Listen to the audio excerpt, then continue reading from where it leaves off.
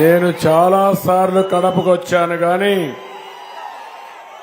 ఈరోజు కడప రాజకీయం మారుతా ఉంది. గడప గడప గడపలో మార్పు కనపడిస్తా ఉంది. అవునా కాదా తమ్ముళ్ళు అని మిమ్మల్ని అడుగుతున్నా. కడప అసెంబ్లీ అభ్యర్థిగా మాధవిరెడ్డి, పార్లమెంట్ అభ్యర్థిగా భూపేష్ రెడ్డి గెలిపించమని కోరడానికి వచ్చాను. ఇటీవల మీరందరూ పేరు పెట్టారు, కడప రెడ్డమ్మని గెలిపించమని కోరుతున్నా మిమ్మల్ని అందరినీ. ఏదైతే ఈ కడపలో రౌడీజం ఉందో ఆ రౌడీజాన్ని అణిచివేయడానికి మాధవిరెడ్డి గారు అలయాస్ రెడ్డమ్మ గారే సూటబుల్ అని చెప్పి మీకు తెలియజేస్తున్నా. తమ్ముళ్ళు, ఈరోజు నేను కడప రాయలసీమ నడి బొడ్డు అవునా కాదా అని అడుగుతున్నా మిమ్మల్ని. ఏం తమ్ముళ్ళు, అవునా కాదా అని మిమ్మల్ని అడుగుతున్నా. ఎప్పుడైనా ఒక నాయకుడికి మీరు ఓటేస్తే, నమ్మి ఓటేసిన తర్వాత మీకు మంచి చేసి మీ జీవన ప్రమాణాలు పెంచాలి, అవునా కాదా అని మిమ్మల్ని అడుగుతున్నా. ఒక ఆదర్శంగా ఉండాలి, అవునా కాదా అని అడుగుతున్నా. పోటీ చేసే నాయకులు కూడా ప్రజాభిమానం, ప్రజల శ్రేయస్సు కోసం, అదే సమయంలో మీకు శాంతి భద్రతలు కాపాడే వ్యక్తి ఉండాలి, అవునా కాదా అని అడుగుతున్నా. మొన్ననే సైకో జగన్ వచ్చాడు. నేను ముద్దుగా పిలిచే పేరు సైకో. ఎందుకంటున్నానంటే ఒక అహంకారి వ్యక్తి. నేను రాజశేఖర్ని చూసా, 45 ఏళ్లు రాజకీయాలు చేశా. నా జీవితంలో ఇలాంటి వ్యక్తిని ఎప్పుడూ చూడలేదు. ఒక అహంకారి, ఆయన నేచర్ చూస్తే ఒక సైకో నేచర్, ఎవ్వరిని భరించలేడు. కడాన ఆయన వాళ్ళ తండ్రి కూడా భరించలేక ముఖ్యమంత్రి కాబట్టి బెంగళూరు పంపించాడు. జ్ఞాపకం ఉందా తమ్ముళ్ళు అని మిమ్మల్ని అడుగుతున్నా. కన్న తల్లిని తిండి పెట్టిన వాడు నీకు నాకు ఒక లెక్క తమ్ముళ్ళు అని అడుగుతున్నా. కన్న చెల్లికి ఆస్తిలో హక్కు ఇవ్వనవాడు నీకు నాకేమైనా చేస్తాడా తమ్ముళ్ళు అని అడుగుతున్నా. గౌరవం తెలియని వ్యక్తి, సంస్కారం నేర్చుకోని వ్యక్తి, ఇంకో పక్క విధ్వంసకారుడు. చాలా ప్రమాదం ఇది. ఒక ఇంట్లో ఉంటే మనకి ఇబ్బంది లేదు, ఒక ఊర్లో ఉంటే ఆ ఊరు నాశనం అవుతుంది.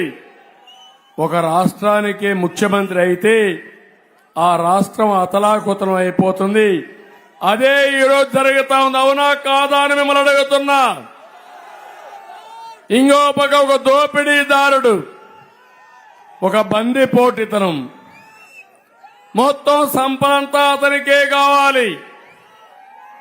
మీరు చూడండి, ఇంతవరకు నా జీవితంలో ఎప్పుడూ చూడలేదు ఇంత బరిదెగించిన వ్యక్తిని. శాండ్ ఏం తమ్ముళ్ళు మొత్తం దోచేశాడా లేదా అని అడుగుతున్నా. మీ ఊర్లో పెన్నా నది ఉంది, నేనున్నప్పుడు ఉచిత ఇసుక వచ్చిందా లేదా అని మిమ్మల్ని అడుగుతున్నా. ట్రాక్టర్ ఎంత? ఆ రోజు 1000 రూపాయలు. ఇప్పుడు ఎంత పడతా ఉంది తమ్ముళ్ళు? మీకు 5000 రూపాయలు పడతా ఉంది. జూన్ 4వ తారీఖు నుంచి మళ్లీ ఉచిత ఇసుక విధానం తీసుకొస్తున్నా. మీ ఊర్లో ఉండే ఇసుక మీరే తీసుకెళ్ళండి. అంటే ఒక ప్రభుత్వ విధానం వల్ల మీ జీవితాలు నాశనం అయినాయా లేదా ఒక్కసారి ఆలోచించండి.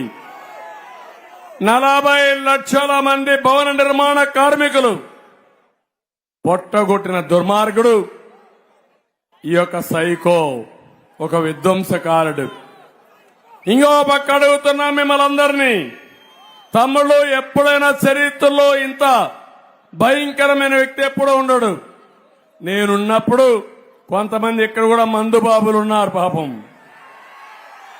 రోజంతా కష్టపడతారు. సాయంత్రం అయితే ఒక పెగ్గేసుకొని పడుకుంటే కష్టాన్ని మర్చిపోయి తెల్లవారితో మళ్ళా పని చేయొచ్చని ఒక అలవాటు చేసుకుని మా తమ్ముడు క్వార్టర్ బాటిల్ రెడీగా తీసుకొచ్చాడు. ఎంత భయంకరమైన వ్యక్తి అంటే ఎన్నికల ముందు చెప్పాడు, ఆడబిడ్డల ఓట్ల కోసం నేను వస్తానే మద్యపాన నిషేధం చేస్తానని అంచెల వారీగా మద్యపాన నిషేధం పెట్టి రాష్ట్రాన్ని బాగు చేస్తానని చెప్పాడు. అవునా కాదా అని మిమ్మల్ని అడుగుతున్నా. నేను అడుగుతున్నా, ఈరోజు 60 రూపాయల క్వార్టర్ బాటిల్ ఎంత తమ్ముళ్ళు? ఎంత కమ్ముతున్నారు? ఏమైనా బిల్లు ఇస్తున్నారా మీకు? ఆన్లైన్ పేమెంట్ ఉందా మీకు? కడాన కిళ్ళి కొట్టు. ఇక్కడ మా తమ్ముడు షాప్ ఉంది. ఈ షాప్ లో కూడా ఆన్లైన్ పేమెంట్స్ ఉంటాయి. అక్కడ అవునా కాదా అని అడుగుతున్నా. బ్రాండీ షాపుల్లో ఉన్నాయని అడుగుతున్నా. ఇక్కడుండే బ్రాండు హైదరాబాద్ లో ఉందా? బెంగళూరులో ఉందా? కర్ణాటకలో ఉందా? అదే బ్రాండ్ జే బ్రాండ్. ఏ బ్రాండ్? ఎవరి బ్రాండ్? Psycho Jagan brand. అది తాగితే క్వార్టర్ వేసుకుంటే కైకెక్కదు, కిక్కెక్కదు. వస్తుందా కిక్? వస్తుందా క్వార్టర్ బాట్లకి? రెండో క్వార్టర్ వేసుకుంటే కడుపులో మంట వస్తుంది. అవునా కాదా? నాసి రకం, ఆరోగ్యానికి హానికరం. కానీ సైకోకు ఆదాయం. అంటే నీ ఆదాయం కోసం 30,000 మంది చంపేసి మా ఆడబిడ్డల మంగళ సూత్రాలు తెంచేసిన దుర్మార్గుడు ఈ సైకో అని చెప్పి నేను మీకు తెలియజేస్తున్నా. నేను అడుగుతున్నా, ఇప్పుడు ఇది వాస్తవనా కాదా? వాస్తవం అంటే తేలిపోయిగతనందరూ ఇలాంటి వ్యక్తి ముఖ్యమంత్రిగా అర్హుడా అని మిమ్మల్ని అడుగుతున్నా. అర్హత ఉందా అని మిమ్మల్ని అడుగుతున్నా. కరెంటు ఛార్జీలు పెంచాడా లేదా? ఎన్నిసార్లు పెంచాడు? 9 సార్లు పెంచాడా లేదా? నేనున్నప్పుడు పెరిగాయా? పెంచానా? కరెంటు కొరత నుంచి మిగులు తెచ్చారా లేదా అని మిమ్మల్ని అడుగుతున్నా. అది నాయకత్వం. ఇది దివాళా కోరు, అసమర్థుడు. ఇంకొక విషయం నేను అడుగుతున్నా, ఆర్టీసీ రేట్లు పెంచాడా లేదా? నిత్యావసర వస్తువుల ధరలు పెరిగాయా లేదా? ఏం తమ్ముడు, చెత్త మీద కూడా పనిచేసిన చెత్త ముఖ్యమంత్రి అవునా కాదా అని అడుగుతున్నా. ఏమి చెప్పారు మీరు ఎన్నికల ముందు? ముద్దులు పెట్టాడు, తల మీద చేయి పెట్టాడు, బుగ్గలు నిమిరాడు. ఇప్పుడు వచ్చిన తర్వాత బాదుడే బాదుడు, పిడిగుద్దులు. అవునా కాదా అని అడుగుతున్నా మిమ్మల్ని. నాకేదో కోపం ఉండి చెప్పడం లేదు. ఆవేదన, బాధ మా తమ్ముడు చూపిస్తున్నాడు. మా తమ్ముడు గుద్దుడే గుదట మరి బాగా యాక్ట్ చేస్తున్నాడు. అలాంటి తమ్ముడు అవసరం. జగన్మోహన్ రెడ్డి ఎట్లా నటిస్తాడో ఆ నటన మా తమ్ముడు చాలా స్పష్టంగా చూపిస్తున్నాడు. తమ్ముళ్ళు, నేను అడుగుతున్నా, ఎంత దుర్మార్గుడంటే, మీ ఆదాయం పెరిగిందా ఈ కడపలో? మీ ఖర్చులు తగ్గాయా ఈ కడపలో? మీ జీవన ప్రమాణాలు పెరిగాయా ఈ కడపలో? ఇంకా మళ్ళా ఓటేయాలనుకుంటారు? ఇంకా ఉంది మీలో రోషం రాలా? మీకు కోపం రాలా? ఏంటి నేను అడుగుతున్నా. ఈరోజు ఒక పక్క చూడండి, ఇది అయింది. నిన్న మొన్న వచ్చాడు. ఎవరిని పెట్టుకొని వచ్చాడు? ఎంపీగా ఎవరిని పెట్టుకొని వచ్చాడు తమ్ముళ్ళు అని అడుగుతున్నా మిమ్మల్ని అందరినీ. పాపం అవినాష్ రెడ్డి పిల్లవాడు, ఏమీ తెలియదు. అవునా కాదా తమ్ముళ్ళు? పిల్లవాడైతే ఎక్కడికి పోవాలి? పార్లమెంట్ గా, స్కూల్ గా? ఎక్కడికి వెళ్ళాలి? పిల్లవాడు పోవాల్సింది బడికి పోవాలి. అవునా కాదా? పలక బలం ఇచ్చి అవసరమైతే ఆయనకి డబ్బులు కూడా లేకపోతే మనం కలిసి చందాలు వేసుకొని పుస్తకాలు కొనిచ్చి పలక బలం కొనిచ్చి జగన్మోహన్ రెడ్డి చెప్పి, జగన్మోహన్ సైకో మీ తమ్ముణ్ణి ఎలిమెంటరీ స్కూల్ పంపివా నేర్చుకోమని చెప్పాలా లేదా? చెప్పతారా లేదా అని మిమ్మల్ని అడుగుతున్నా. అంటే తమ్ముళ్ళు నేను అడుగుతున్నా, ఇంత అరాచకం చేసేవాడిని నేను చరిత్రలో కూడా ఇలా రావణాసుడు నిన్నాం, నరకాసుడు నిన్నాం, బకాసుడు నిన్నాం, సైతాన్ పేరున్నాం, కానీ ఇలాంటి వ్యక్తిని నేను ఎక్కడా చూడలా. అందరూ కలిపితే ఈ సైకో అవునా కాదా అని మిమ్మల్ని అడుగుతున్నా. అంటే పచ్చిగా కడపలో అతి దారుణంగా బాబాయిని చంపేస్తే గొడ్డలు వేటేసి నాటకాలు ఆడి ఎదురుదాడి చేసి కడాన బాధితుల్నే నిందితులుగా చేసే పరిస్థితికి వచ్చాడు. అవునా కాదా అని అడుగుతున్నా.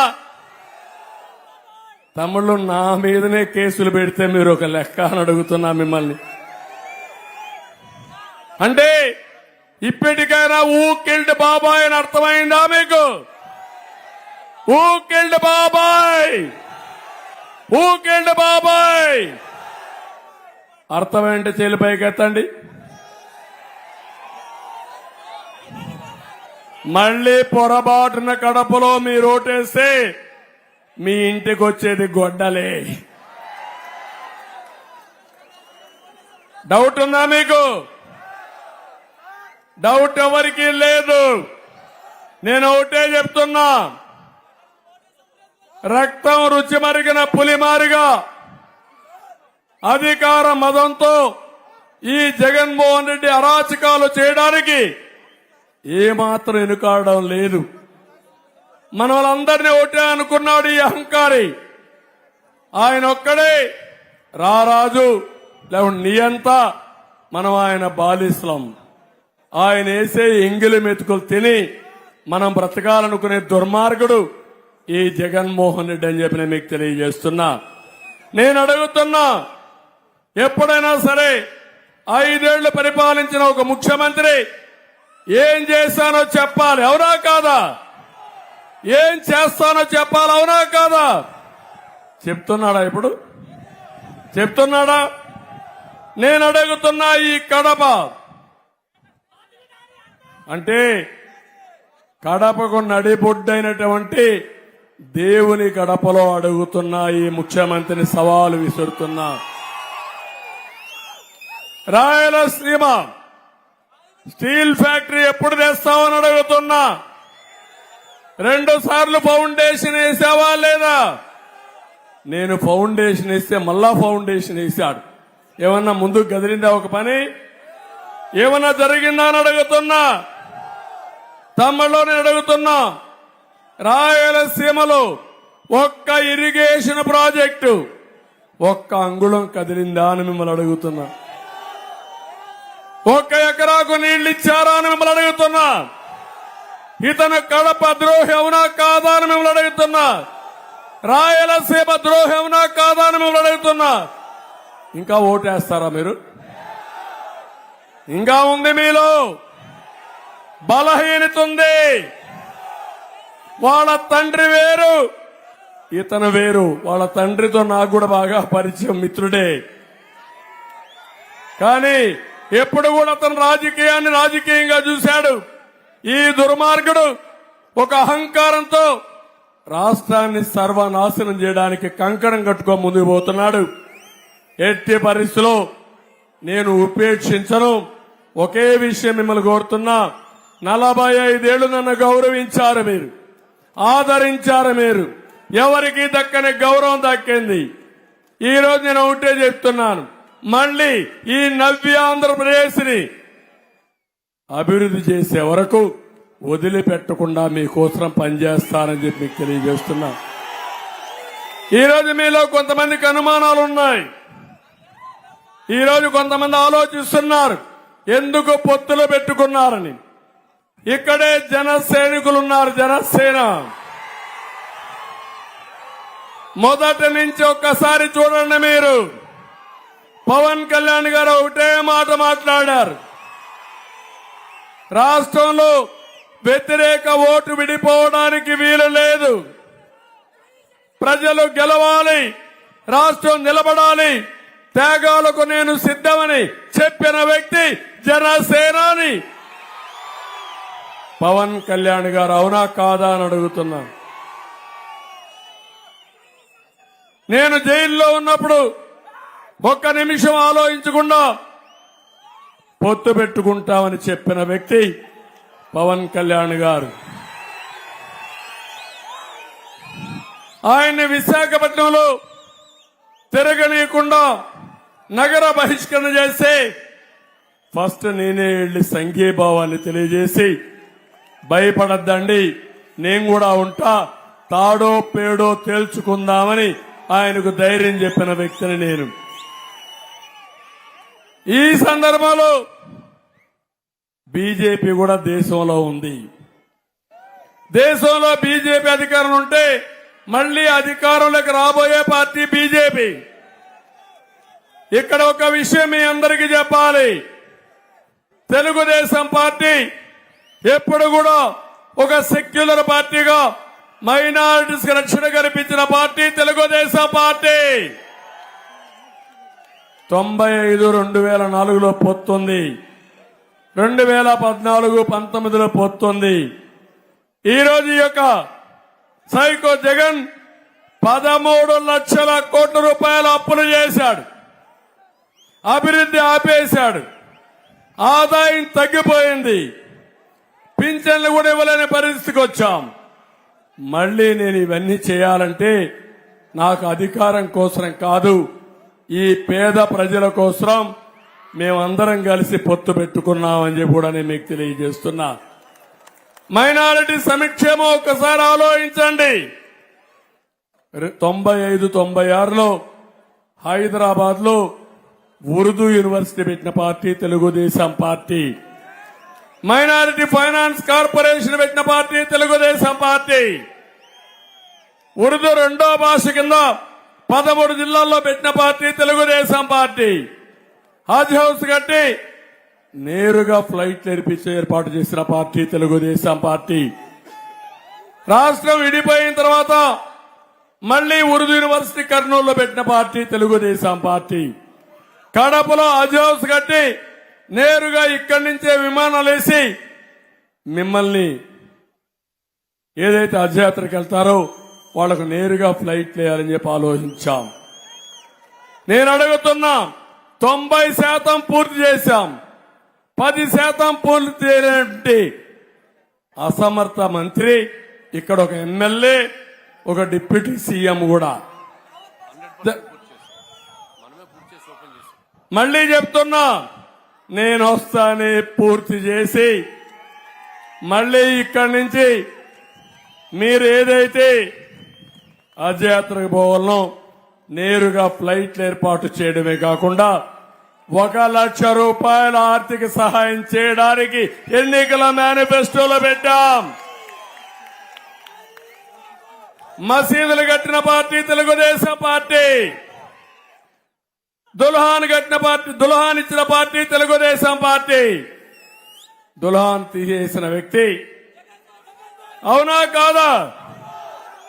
ఇచ్చాడా మీకని అడుగుతున్నా. ఈరోజు ఇంకొక పక్క రంజాన్ తోఫా ఇచ్చాను.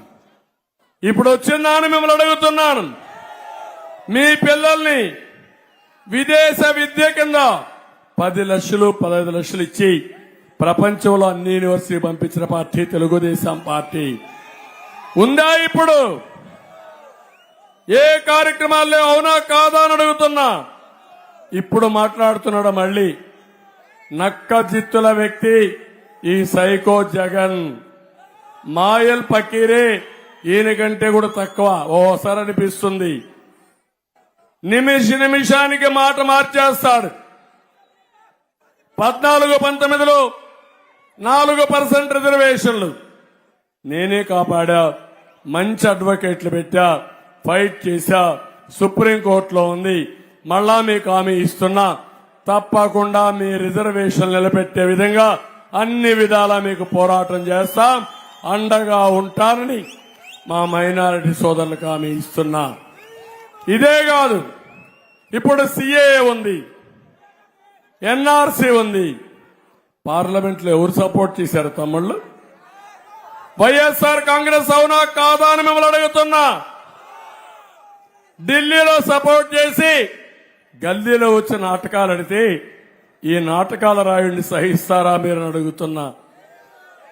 అంటే నాటకాల్లో దిట్ట, మోసాల్లో చాలా తెలివైన వాడు. నాకు అనిపిస్తుంది ఘోరాలు నేరాలు చేయడంలో పిహెచ్డి చేశాడు, అభివృద్ధి చేయడంలో జీరో అని చెప్పి కూడా నేను మీకు తెలియజేస్తున్నా. ఇక్కడే మైనారిటీ సోదరులందరికీ హామీ ఇస్తున్నా, భవిష్యత్తులో మీకోసం అనేక కార్యక్రమాలు నేను ఆలోచించాను. 1 లక్ష రూపాయలు ఇవ్వడం, 2 మౌజములకి ఇమాములకి 10,000 5,000 రూపాయలు వాళ్ళకంతా ఆన్రోరియం ఇవ్వడం, అదే మరి ప్రతి ఒక్క మసీదుకి ఒక 5,000 రూపాయలు ఇవ్వడం. ఇది కాకుండా ప్రతి ఒక్క మైనారిటీ సోదరులకు హామీ ఇస్తున్నా, మీకు ఇంటి జాగాలు ఇవ్వడమే కాకుండా ఇళ్లు కట్టించే బాధ్యత నాదని మీ అందరికీ హామీ ఇస్తున్నా.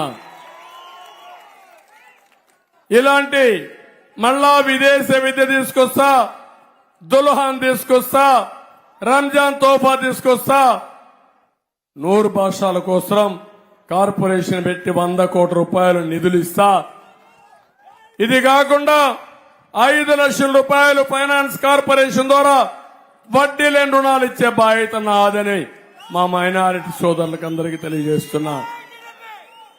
నేనున్నంత వరకు మా మైనారిటీకి ఎక్కడ కూడా వివక్షత ఉండదు, రక్షణ ఉంటుంది.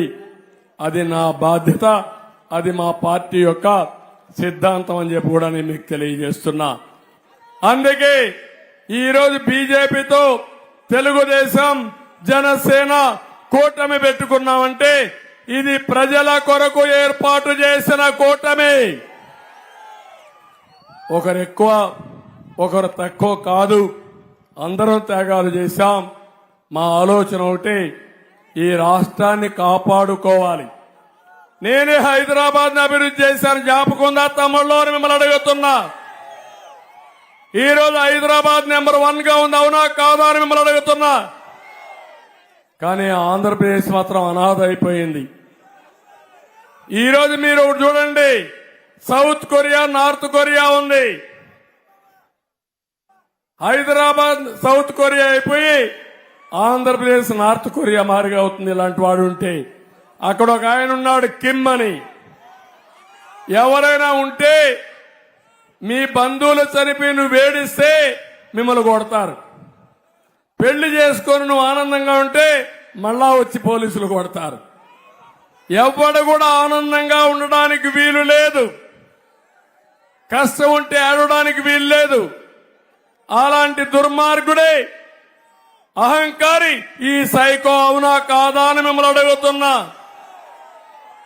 ఎవరైనా సరే ఇక్కడుండేవాళ్ళు ధైర్యంగా రోడ్డు మీదకి వచ్చే పరిస్థితిలో ఉన్నారా నిన్నటి వరకు? అంటే ఏంటి అరాచకం? 45 ఏళ్ల జీవితంలో ఎప్పుడు చూడలా. ఇంకా ఆ యొక్క ఫియర్, భయం మీలో ఉంది, అవునా కాదా అని మిమ్మల్ని అడుగుతున్నా.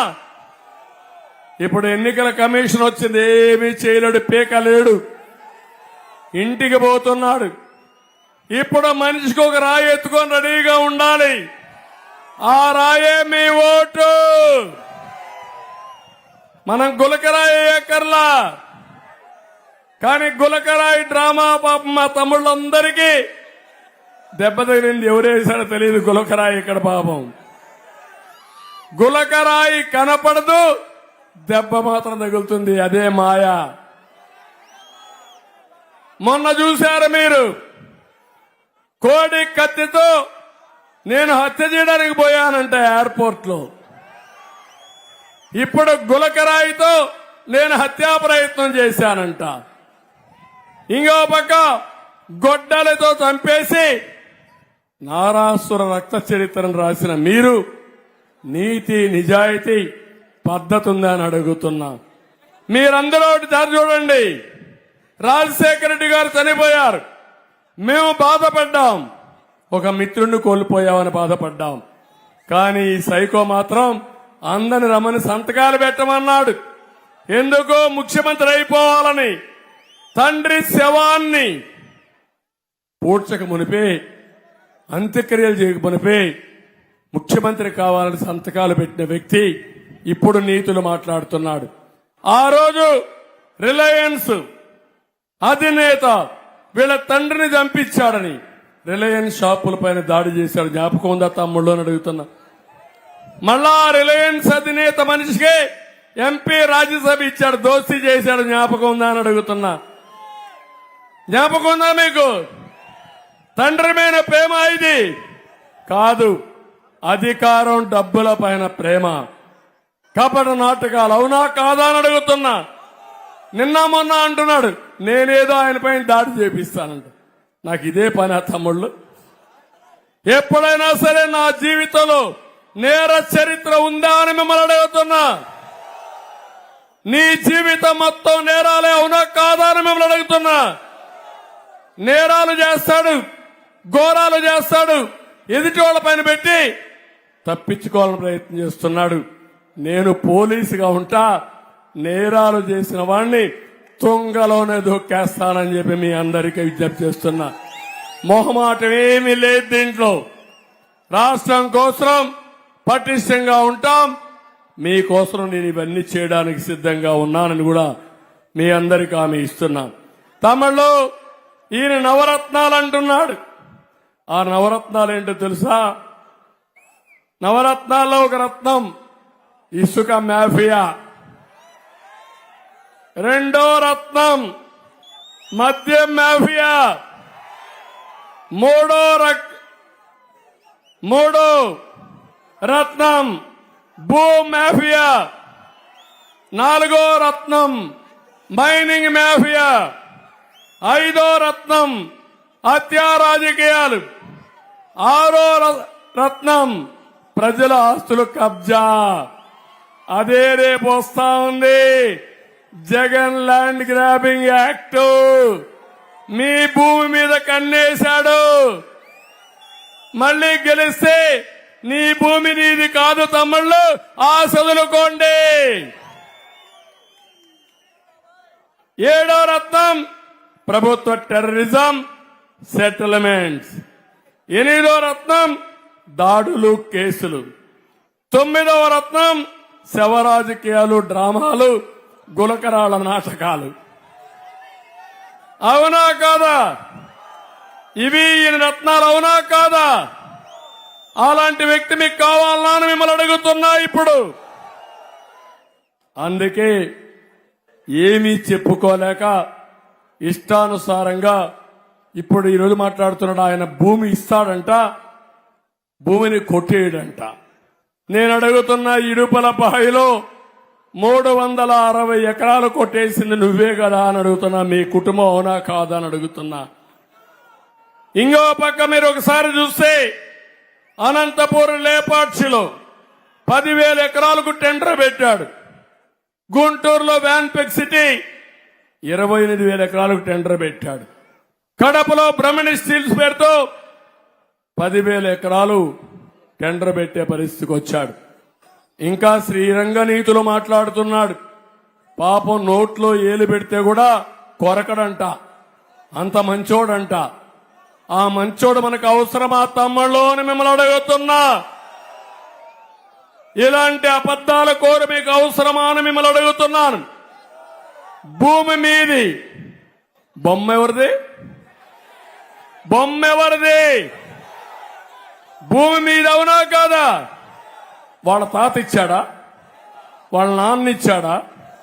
భారత్ సిమెంట్ ఇచ్చిందా? ఎవరిచ్చారు మీకు? వేసుకుంటే మీ తాత పేరు వేసుకోవాలా, మీ నాన్న పేరు వేసుకోవాలా? అంటే ఎంత దుర్మార్గుడో చూడండి. మళ్ళా సర్వే చేసి సర్వే రాళ్ల పైన ఫోటో ఎవరిది తమ్ముళ్ళు అని అడుగుతున్నా. సైకో ఫోటో అవునా కదా? అంటే మీరు ఆ ఫోటో చూసి భయపడతానే ఉండాలా. ఆ సైకో వస్తున్నాడు, ఏం చేస్తారో తెలియదని. ఇప్పుడు మళ్ళా మీ భూమే కొట్టేస్తానంటున్నాడు. మొన్న మీరు చూశారు మీ ఊరు పక్కనే ఒంటెమిట్ట ఒక చేనేత కార్మికుడు భూమి సర్వే నెంబర్ మార్చేశాడు. తిరిగాడు, అడుక్కున్నాడు, లంచాలు ఇచ్చాడు, ఎవరూ పట్టించుకోలేదు. ఇంకా జీవితం మీద ఆశ వదులుకొని అతను నేరుగా వెళ్లి రైల్వే ట్రాక్ కింద తలబెట్టి ఆయన ఆత్మహత్య చేసుకున్నాడు. ఆ మాట విని తల్లి కూతురు, అంటే భార్య కూతురు ఇద్దరు విషం దాగి చనిపోయారు. ఒక అమ్మాయి హైదరాబాద్ లో ఉంది, అనాథ అయిపోయింది. నేను ఫోన్ చేసి సంఘీభావాన్ని తెలియజేశా, ఆ అమ్మాయిని కన్సోల్ చేశా. కానీ ఒక పని చేశా, నేను ఒకటే చెప్పాను, కనీసం మీ తండ్రి చనిపోయాడు, నీకు ఇబ్బందులున్నాయి, మళ్ళీ నేను వస్తానే ఆ 4 ఎకరాలకు మీకు ఇప్పించే బాధ్యత నాది. అంతవరకు నీకు ఒక 5 లక్షల రూపాయల ఆర్థిక సహాయం చేస్తాను, పార్టీ పరంగా బాగా చదివిస్తా. తండ్రి లేడు కాబట్టి భయపడద్దు, చదువుకోమన్నాను. నేను అడుగుతున్నా, ఎంతమంది ఈ మార్గ అనాథలైపోతున్నారు? ఈ రోజు ఇక్కడ ముస్లిం సోదరులు ఉన్నారు. ఎన్డీఏలో నేను ఆ రోజు ముఖ్యమంత్రిగా ఉన్నప్పుడు అబ్దుల్ కలాంని ప్రెసిడెంట్ ఆఫ్ ఇండియా చేయడానికి కృషి చేసిన పార్టీ తెలుగుదేశం పార్టీ. నంద్యాల పక్కూరులో అబ్దుల్ సలీంని దొంగగా బ్లేమ్ చేసి వేధించి చంపేసిన పార్టీ ఈ వైఎస్ఆర్ కాంగ్రెస్ పార్టీ. అవునా కాదని అడుగుతున్నా. ఎంత భయంకరమైన హత్య అది. ఆయన భయపడి చనిపోవాలనుకున్నాడు. భార్య పోలీసులు బెదిరించారు, నువ్వు చనిపోతే నీ భార్యను వేధిస్తావంటే ఈ దుర్మార్గులు ఏం చేస్తారో ఆలోచించి భార్య భర్త ఇద్దరు చనిపోవాలనుకున్నారు. 2 పిల్లలుంటే ఈ పిల్లల నాదులైపోతారు, మనం అన్యాయం చేస్తాం అనుకుని భార్య భర్త పిల్లలు 4 డిసైడ్ చేసుకుని రైల్వే ట్రాక్ మీద తీసుకుపోయి పిల్లల్ని కట్టేసి భార్య భర్త తలబెట్టి చచ్చిపోయారంటే ఏమైనా ఆలోచిస్తారా మీరు అడుగుతున్నా. ఇంత క్రూరమైనటువంటి హత్య, భయంకరంగా మనిషి చనిపోతాం గాని నలుగురిని తీసుకుపోయి ట్రైన్ కింద పెట్టి కట్టేసి చనిపోయారంటే ఎంత మెంటల్ గా టార్చర్ అయ్యాడు, ఎంత మెంటల్ ప్రిపేర్ అయ్యాడు. ఆ బ్రతుకులు మీకు కావాలనా ఈ ఊర్లో అని మిమ్మల్ని అడుగుతున్నా. ఇక్కడనే మైదుకూరులో ఒక ముస్లిం సోదరుడు ఆస్తి లాగేసుకుంటే ఎక్కడెక్కడో తిరిగాడు, ఎవరో సమాధానం కూడా చెప్పే పరిస్థితులు లేరు. నిన్ననే నందికొట్కూరులో ఒక అమ్మాయి నమాజ్ చేసి ఇంటికొస్తే దారిలో శ్రీనివాసులుడు అనేవాడు ఆ అమ్మాయి బుర్కా తీసి నువ్వు దొంగవని చూపిస్తే, కాదు నేను పోయింది నమాజ్కి పోయాను చెప్తే వినకుండా అవమానిస్తే ఆ కుటుంబ సభ్యులు అడిగితే వాళ్ళని దౌర్జన్యం చేసి కొట్టిన వ్యక్తులు, వీళ్ళు చెప్పుతో కొట్టిన వ్యక్తులు. ఈ రౌడీజాన్ని మీరు సహిస్తే ఏమవుతామని మిమ్మల్ని అడుగుతున్నా. అందుకే నేను మిమ్మల్ని అందరినీ కోరుతున్నా, ఈ రోజు నేను తీసుకొచ్చినటువంటి మేనిఫెస్టో మీరు ఒకసారి చూస్తే ఇది రాబోయే రోజుల్లో మీ అందరి జీవితాల్లో వెలుగు తీసుకురావడానికి, మార్పు తీసుకురావడానికి, సకల జనుల కోసం అందరిని ఆదుకోవడానికి నేను ఎన్నికల మేనిఫెస్టో తీసుకొచ్చానని చెప్పి నేను మీకు తెలియజేస్తున్నా. అందులో సూపర్ 6 ఉంది. మా ఆడబిడ్డల కోసం తీసుకొచ్చా. 1500 రూపాయలు నెలకు ఆర్థిక సహాయం చేసే బాధ్యత నాది. తల్లికి వందనం కింద ఎంతమంది పిల్లలుంటే అంతమందికి 15,000 రూపాయలు చొప్పున ఇచ్చే బాధ్యత నాది. ధరలు పెరిగాయి, 3 వంట గ్యాస్ సిలిండర్లు ఇచ్చే బాధ్యత మాది. ఆర్టీసీ బస్సుల్లో ఉచిత ప్రయాణ సౌకర్యం ఏర్పాటు చేసే బాధ్యత మాది. ఈ 4 కార్యక్రమాలే కాకుండా డాక్రా సంఘాలకు 10 లక్షల వరకు రుణాలు లేనివి, వడ్డీ లేని రుణాలు ఇచ్చి వాళ్ళని ఆదుకుంటా. అదే కాదు, నా ఆలోచన ఒకటి, సంక్షేమ కార్యక్రమాలు ఇస్తాం. అదే సమయంలో మిమ్మల్ని ఆర్థికంగా పైకి తేవడానికి చేపనివ్వడమే కాదు, చేపను పట్టుకోవడానికి ఏమేం కావాలో ఇచ్చి నేర్పించే విధానానికి శ్రీకారం చుడతానని చెప్పి మీ అందరికీ తెలియజేస్తున్నా. ఇక్కడ పిల్లలున్నారు. పిల్లలు మీకు అందరికీ ఒకటే ఆమె, జాబు రావాలంటే అది నా బ్రాండ్. గంజాయి ఉండాలంటే జగన్ ఉండాలా, అంతే కదా. గంజాయి పోవాలంటే జగన్ పోవాలి. అందుకే ప్రతి ఒక్క వ్యక్తికి కొన్ని ఉంటాయి. ఆ విషయం మీరు గుర్తుపెట్టుకోవాల్సిన అవసరం ఉంది. అందుకే ఇందులో మీరు చూస్తే 20 లక్షల ఉద్యోగాలు ఇప్పించే బాధ్యత నాది. సంవత్సరానికి 4 లక్షలు. మొదటి సంతకం మెగా డిఎస్సి పైనే 3,000 రూపాయల నిరుద్యోగ భృతి ఇచ్చే బాధ్యత నాది. బీసీ డిక్లరేషన్ ఇచ్చాను. 1,50,000 కోట్ల రూపాయలు ఖర్చు పెడతాను. 5,000 కోట్ల రూపాయల ఆదరణకి ఇస్తాను. 10,000 రూపాయలు ఉపాధి కల్పనకు కేటాయిస్తాం. అందులో అన్ని కులాలకు న్యాయం చేసే బాధ్యత నాదని మీకు తెలియజేస్తున్నా. ఇది కాకుండా మీ అందరికీ ఒకటే హామీ ఇస్తున్నాను. పెన్షన్స్ పెట్టింది తెలుగుదేశం పార్టీ. ఎన్టీ రామారావు గారు ఆ రోజుట్లోనే పెన్షన్ విధానాన్ని తీసుకొచ్చాడు. నేను వచ్చినాక 2,200 రూపాయల పింఛన్ని 2,000 రూపాయలు చేసిన పార్టీ తెలుగుదేశం పార్టీ. ఇప్పుడు ఒకటే చెప్పాను, 3,000 నుంచి ఏప్రిల్ నుంచి 4,000 రూపాయలు ఇచ్చే బాధ్యత నాదని మీ అందరికీ హామీ ఇస్తున్నా. నెలవేరుగా 4,000 ఇస్తాం. ఇంటి దగ్గరనే ఇస్తాం. ఎలాంటి కండిషన్ లేకుండా బీసీలకు, మైనారిటీకి, అదే మరి ఎస్సీలకు, ఎస్టీలకు 50 సంవత్సరాలకే పింఛన్ ఇచ్చే విధానాన్ని కూడా తీసుకొస్తాం. ఇంకో పక్క ఈరోజు ప్రతి ఒక్క ఇంటికి మీ ఆరోగ్యం కోసం 25 లక్షల రూపాయలు ఆరోగ్య బీమా ఏర్పాటు చేసి నచ్చిన హాస్పిటల్కి పోయి ట్రీట్మెంట్ ఇప్పించుకునే విధంగా ప్రభుత్వం గాని, గవర్నమెంట్ గాని ఎక్కడికైనా వెళ్ళొచ్చు మీరు, నేను ఏర్పాటు చేస్తానని చెప్పి మీ అందరికీ హామీ ఇస్తున్నా. ఎవరైనా చనిపోతే, యాక్సిడెంట్ లో చనిపోతే 10 లక్షల బీమా, నేచురల్ గా చనిపోతే 5 లక్షల రూపాయలు ఇచ్చే బాధ్యత మాదని మీ అందరికీ హామీ ఇస్తున్నా. నేను ఇవే కాదు, మీ అందరికీ ఒకటే కోరుతున్నా, నరకం చూపించే రోడ్లు బాగు చేసుకుందాం. ఈ కడపలో కావచ్చు, గ్రామీణ ప్రాంతాల్లో కావచ్చు, ఇది నా భరోసా. వచ్చిన వెంటనే మీ రోడ్లన్నీ కూడా బాగు చేస్తానని మీ అందరికీ హామీ ఇస్తున్నా. విద్యుత్ ఛార్జీలు నియంత్రణ చేస్తాం. పెట్రోల్, డీజిల్ ధరలు నియంత్రణ చేస్తాం. చెత్త పన్ను తీసేస్తాం. ఇంటి ఏవైతే పంటలు విపరీతంగా వేశారో అవన్నీ కూడా ఇచ్చేస్తాం. విషపూరిత మద్యం బ్రాండ్ని, జే బ్రాండ్ని నియంత్రణ చేయడమే కాదు, ఎవడైతే దోచేశాడో కక్కించే బాధ్యత, వాళ్ళని శిక్షించే బాధ్యత మాదని మీ అందరికీ హామీ ఇస్తున్నాను. అన్నా క్యాంటీన్లు పెడతాం. ఉచిత ఇసుక విధానం తీసుకొస్తాం. ఇలాంటివన్నీ తీసుకొచ్చి మిమ్మల్ని అన్ని విధాలా బాగు చేసే బాధ్యత తీసుకుంటాం. ఇంకొక పక్క రిటైర్డ్ ఆర్టీసీ ఎంప్లాయీస్ కూడా జీవన భృతి కల్పించాలి. అది కూడా నేను వర్కౌట్ చేస్తాను. మెప్మాలో ఉండే రిసోర్స్ పర్సన్స్ వారి అకౌంట్లోనే శాలరీ జమ చేస్తాం. అదే మరిగా వడ్డీని ఎస్టీలో చేర్చాలన్నారు.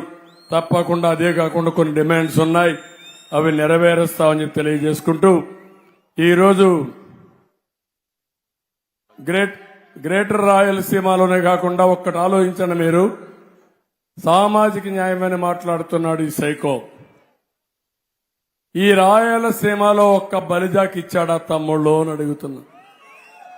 ఈ రాయలసీమలో బలిజోళ్ళు లేరా అని నేను అడుగుతున్నా మిమ్మల్ని. ఇది సామాజిక న్యాయమా అని మిమ్మల్ని అడుగుతున్నా.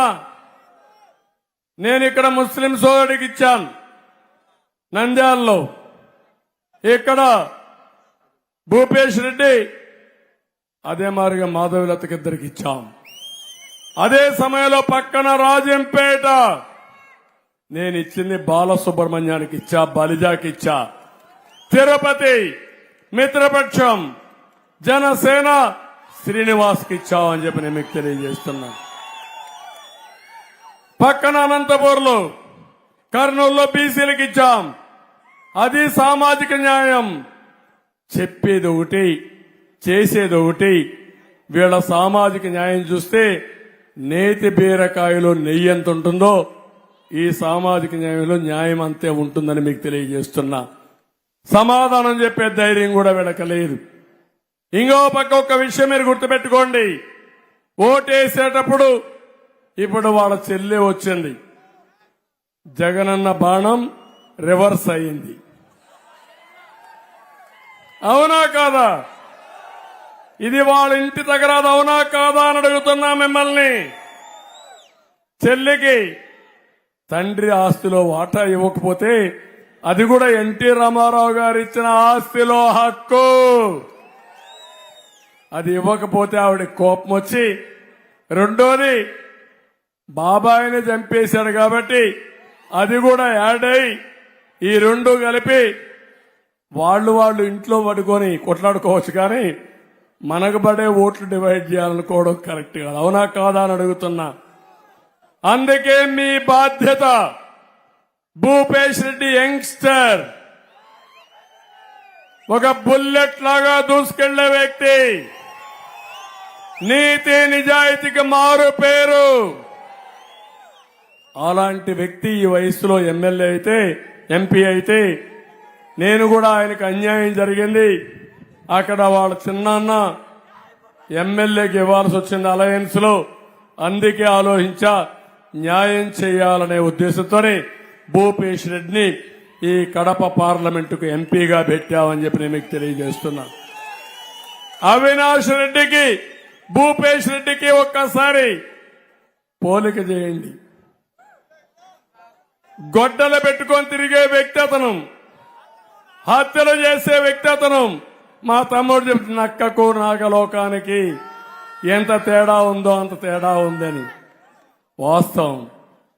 దుర్మార్గులకి ఓటేస్తే పాముకు పాలు పోసి పెంచినట్టే అది మిమ్మల్ని మీకే కాటేస్తుంది. అవునా కాదా అని అడుగుతున్నా. కనీసం ఎస్టాబ్లిష్ అయినటువంటి నిందితుడు సిబిఐ కేసు పెట్టడమే కాదు, మొత్తం ఆధారాలన్నీ సేకరించి అరెస్ట్ చేసే సమయంలో నాటకాలాడి అధికారాన్ని ఉపయోగించి ఈయన సర్వశక్తులు ఉపయోగించేశాడు. నాకు అనిపిస్తుంది, కుక్క తోక నాడిస్తుందా, తోక కుక్క నాడిస్తుందా? అది అవినాష్ రెడ్డిలో విషయంలో, జగన్మోహన్ రెడ్డిలో మనం ఆలోచించుకోవాలి. అర్థమైందా మీకు తమ్ముళ్ళు? ఈ విషయంలో తోక కుక్క నాడిస్తా ఉంది. ఆ తోక ఎట్టాడితే కుక్కట్లాడుతా ఉంది. అవునా కాదా అని అడుగుతున్నా. ఏంటి రహస్యం? ఏంటి చిదంబర రహస్యం? ఏంటి అంతఃపుర రహస్యం? ఏంటి అంతఃపుర రాజకీయాలు? ఏం తమ్ముళ్ళు, అర్థమైందా మీకు? సగమే అయిందా? పూర్తిగా అయిందా లేదా? అందుకే అది కుక్క తోక. ఏది తోక ఆడిస్తే కుక్క ఆడుతానే ఉండాలి. కాబట్టి మీరు చూసుకోండి జాగ్రత్తగా. ఇక్కడ ఎమ్మెల్యే మంత్రి ఉన్నాడు, ఏమీ లాభం లేదు. ముస్లింలు చంపేసినా దౌర్జన్యం చేసినా పట్టించుకోడు. కడపలో 3 మారీచులున్నారు. ఒక ఆయన ఎమ్మెల్యే, ఇంకొక ఆయన సురేష్ మేయర్, 3వ ఆయన రవీంద్రనాథ్ రెడ్డి. 3 మారీచులు కలిసి కడపని సర్వనాశనం చేసేస్తున్నారు. అవునా కాదా అని మిమ్మల్ని అడుగుతున్నా. అందుకని ముగ్గురు కూడా వాళ్ళ కోసం తప్ప మీకోసం ఆలోచిస్తున్నారా అని అడుగుతున్నా. అందుకే ఈరోజు మీరంతా కూడా ఒకటే చెప్తున్నాను, వాళ్ళు స్వార్థంతో డబ్బులు సంపాదించుకుంటున్నారు. ల్యాండ్, శాండ్, సెటిల్మెంట్లు, పర్సంటేజ్లు ఇవి తప్ప ఇంకొకటి లేదు. మంత్రి తమ్ముడు షాడో మంత్రి, ఇంకో పక్క ప్రభుత్వ భూముల్లో ఏకంగా మినిస్టర్ కాలనీ అని వెంచరేశాడు. పచ్చగా ఉన్న చలమారెడ్డి కొండల్ని పిండి మొత్తం లూటీ చేశారు. కొండను కూడా కొండలు మింగేశాయి. ఆ పరిస్థితిలో ఉన్నారు వీళ్ళంతా. దర్గా భూముల్ని, వక్ఫ్ బోర్డు భూముల్ని కొట్టేసే పరిస్థితికి వచ్చారు. నేను ఒకటి హామీ ఇస్తున్నా, దేవుని భూములు గాని వక్ఫ్ బోర్డు భూములు గాని ఆక్రమిస్తే కబద్దార్ జాగ్రత్తగా ఉండండి, మళ్ళా రక్షిస్తాం, కక్కిస్తాం అని చెప్పి కూడా నేను మీకు తెలియజేస్తున్నా. ఇక్కడికి వచ్చినప్పుడు నాకు కొన్ని సమస్యలు ఇప్పుడే మన ఆడబిడ్డ కడప రెడ్డమ్మ కొన్ని సమస్యలు చెప్పింది. త్రాగునీటి సమస్య పరిష్కారం చేసే బాధ్యత మాది. డ్రైనేజ్ చిన్న పెద్ద కాదు, ఇది అండర్ గ్రౌండ్ డ్రైనేజ్. ఆ మాత్రం ఇంగిత జ్ఞానం కూడా లేదు మీకు. రోడ్లు ఇరుగ్గా ఉంటే మేము డ్రైనేజ్ చేయలేమంటే అంటే మీ ఉద్దేశం చేతగాని పరిపాలన ఎట్లా చేస్తామో చేసి చూపిస్తామని మీ అందరికీ హామీ ఇస్తున్నా. గంజాయి 100 రోజుల్లో గంజాయి లేని రాష్ట్రంగా గంజాయి అమ్మేవాడు, అమ్మించిన వాడు బొక్కలో పెట్టి ప్రక్షాళన చేసే బాధ్యత నాదని మీ అందరికీ హామీ ఇస్తున్నా. ఉపాధి కల్పన, ఇక్కడే ఇండస్ట్రియల్ టౌన్షిప్ ఉంది. నేనే ఆ రోజు ఎయిర్పోర్ట్ ని నైట్ ల్యాండింగ్ ఫెసిలిటీ కూడా పెట్టా. నేనే ఎయిర్పోర్ట్ రన్వే కూడా ఇంప్రూవ్ చేశా. ఆ రోజు సుందరీకరణ కూడా చేశా. ఇప్పుడు కంపు చేశారు. మళ్లీ మీకు హామీ ఇస్తున్నా, ఇక్కడ భూమి ఉంది, నీళ్లున్నాయి, లాజిస్టిక్స్ ఉంది. తప్పకుండా కడపలో పరిశ్రమలు తెచ్చే బాధ్యత మాదని మీకు అందరికీ తెలియజేస్తున్నా. అయితే మీరు కూడా ఒకటి గుర్తుపెట్టుకోవాలి, పరిశ్రమలు రావాలంటే దుర్మార్గులుంటే పరిశ్రమలు రావు, దుర్మార్గులుంటే పరిశ్రమలు పారిపోతాయి. మేము వస్తే పరిశ్రమలు వస్తాయి, వీళ్ళు వస్తే పారిపోతారని చెప్పి నేను మీకు తెలియజేస్తున్నా. దానికి కూడా కారణం 40 ఏళ్లు 30 ఏళ్లు కష్టపడి సంపాదించిన ఆస్తిని గొంతు మీద కత్తిపెట్టి బలవంతంగా రాయించుకునే పరిస్థితికి వచ్చారు. తక్కువ ధర రాయించుకున్నారు, వాటాలు రాయించుకున్నారు, లేకపోతే జైల్లో పెడతామన్నారు, చంపేస్తామన్నారు. ప్రాణం పోతే మళ్లీ రాదు, ఆస్తి పోతే సంపాదించుకుంటామని చాలా మంది సరెండర్ అయిపోయారు. అలాంటి దుర్మార్గులు తిరుపతిలో మీరు చూస్తే అమర్ రాజా బ్యాటరీ కూడా పారిపోయే పరిస్థితికి వచ్చింది.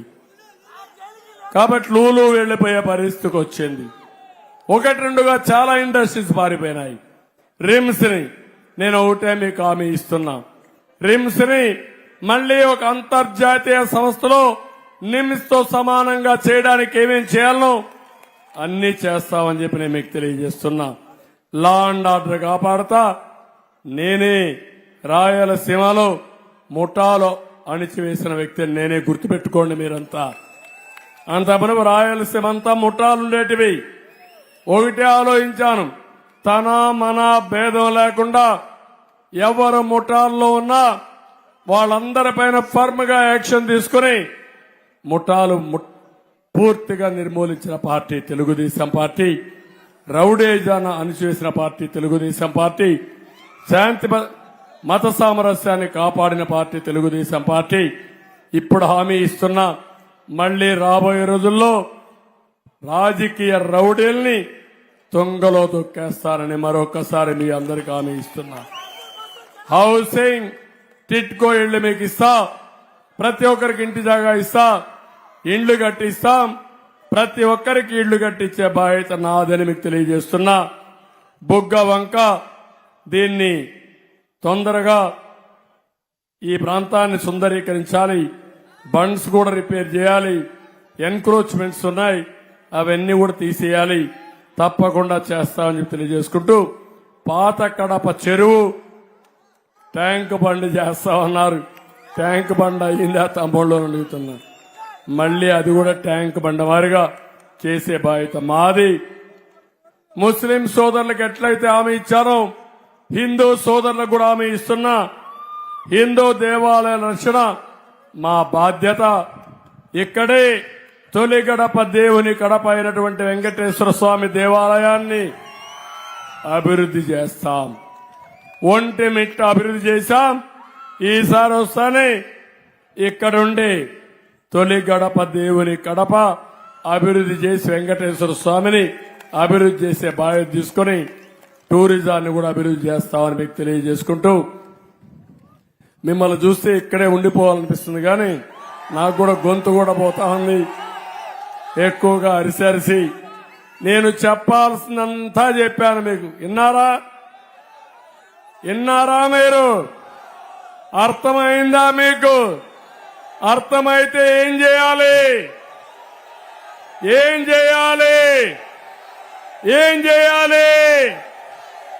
సైకిల్ కు గుద్దాలనా లేదా? ఎంపీ ఎమ్మెల్యే సైకిల్ గుర్తుకెళ్ళవాలనా లేదా? మిత్రపక్షాల కార్యకర్తల బాధ్యత. కోడూరులో జనసేన అభ్యర్థిని గెలిపించడం అందరి బాధ్యత. రాజంపేటలో ఎంపీగా బీజేపీ అభ్యర్థిని గెలిపించడం అందరి బాధ్యత. బద్వేల్లో జమ్మల మడుగులో బీజేపీని గెలిపించడం మన బాధ్యత. ఇక్కడ తెలుగుదేశం అభ్యర్థుల్ని ఎంపీ ఎమ్మెల్యేగా గెలిపించడం అందరి బాధ్యత. ఇక్కడ ఎంఆర్పీఎస్ ఎన్నికల మేనిఫెస్టోలో పెట్టాను. జిల్లా వారీగా ఏబిసిడి కేటగరైజేషన్ తీసుకొస్తానని. ఇప్పుడు మీ బాధ్యత ఒక్క మాదిగా ఓటు కూడా జగన్ కు పడకూడదు. మీరు అడగాలి. తెలుగుదేశం ఎన్డీఏ వర్గీకరణ చేస్తా అన్నారు. నీ సమాధానం ఏంటని అడగండి. సమాధానం చెప్పకపోతే పరిష్కార మార్గం చిత్తుగా ఓడించి వర్గీకరణ కోసం మీ ఓటు వేయాల్సిందిగా, ఎన్డీఏకి వేయాల్సిందిగా కోరుకుంటూ మరొక్కసారి అందరికీ నమస్కారాలు. చాలా బాగా జరిగింది.